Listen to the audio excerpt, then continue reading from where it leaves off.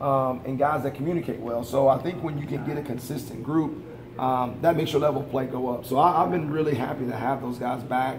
And they're so versatile. I mean, I can play them at strong or at free or at nickel. It's just been a really good cohesion for that guys when you get those guys back from injury.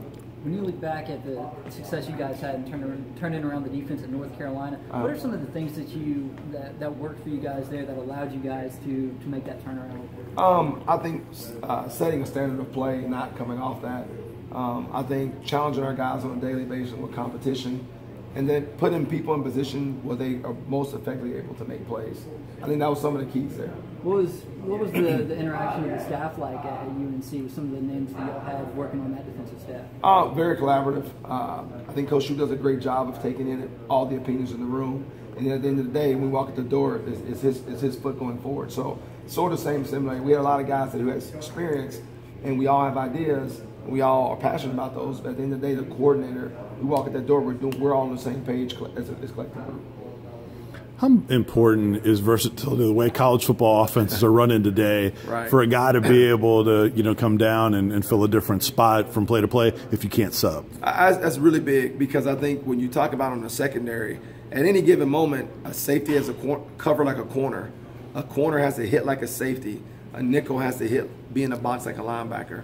So I think a versatile player, and that starts with having a high football IQ.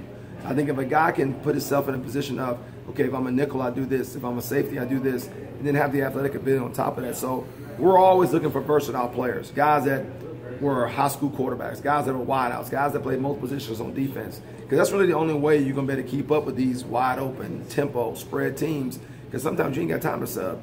So your safety may have to go cover in the slot. So we're always looking for versatile players, and I think on that back end we have guys like Rashawn and Micah and Nigel and Justin, that really versatile players that have played a lot of different positions over the years.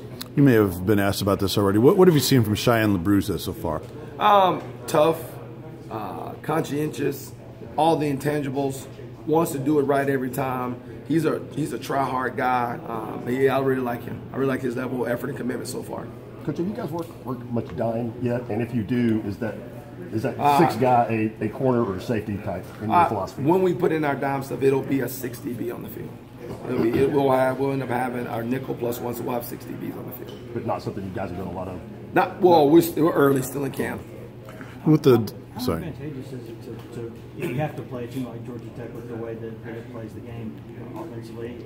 How much easier is it to play that team at the beginning of the season? I'm not saying it's easy, but when you're going through preparation and everything, I imagine it's simpler when you get down in front. Being on the other side at other places when you only have 4 days to prepare, that is obviously tough.